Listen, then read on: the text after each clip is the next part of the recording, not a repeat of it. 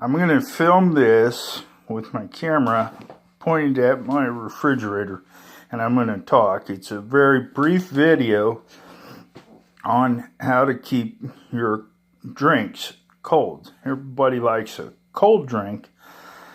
They have problems when their drink is too hot, right? And here's a source of cold, right? It's a Magic Chef refrigerator. I'll use the Magic Chef. I'll give them a what do you call it, a plug, because I receive benefit from their engineering, as well as I thank my landlord for her allowing me to use her Magic Chef refrigerator.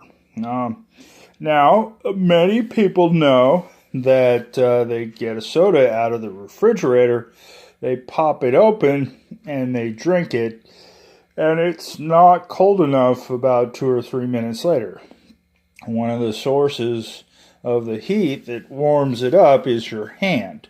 Your body is a core temperature of 98.6 degrees, and when you apply a little bit of pressure and touch the glass, it heats it up, and you absorb some of the cool from the soda, but your soda warms up. It doesn't cool off. And also, the air in your room is probably a lot warmer than the soda. Normally, a refrigerator is somewhere between 34 and 40 degrees, right? For a lot of meats and things, you want them around 40, and you don't want to go too cold on some of your things, but somewhere between 34 and 40, depending on the type of food products.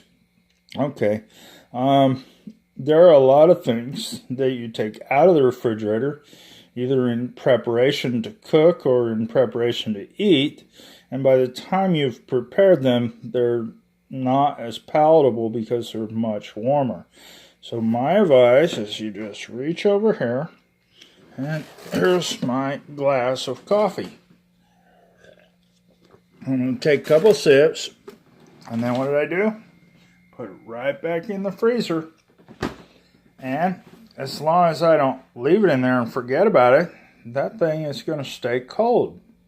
It's not warming up from the air around me. And you can put one of these Magic Chefs or Black & Deckers or General Electric or whatever type of little refrigerator you want as a nightstand right next to your bed. I don't use it as a nightstand, but if you're not the kind of person who wants to get up and you want to sit in bed or something like that, you can put it right next to your bed as a nightstand. And so you can put a lamp on there, mouthwash, and bottles.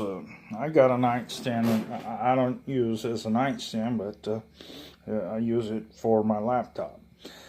But anytime you want, you just reach over there, you go in, get a drink, and you put it back in there, and that thing is nice and chill. So you can leave it in there for a half an hour, and it's not going to freeze. An hour probably even. It'll just stay pretty chill. And for a glass of iced coffee, another one of my videos I explain how to make iced coffee. You might want to review that, because it's real simple. I just have about a little bit of coffee crystals in the bottom of that cup. Add a little bit of hot water and microwave it for 30 seconds. Add some vanilla extract and stevia. You add the stevia and the vanilla extract and everything when that solution is hot.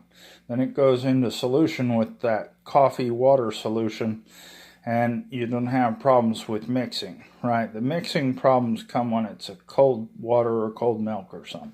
Then I just fill the cup up the rest of the way with milk and throw it in the freezer for a few minutes, and I got iced coffee. You can add ice cubes. Ice cubes are the other way to solve that problem.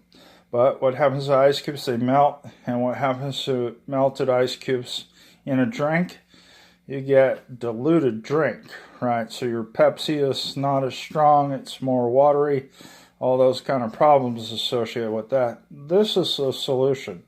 no ice, and it's all in the freezer, right? The freezer keeps it cold, so it's no ice and it's still cold.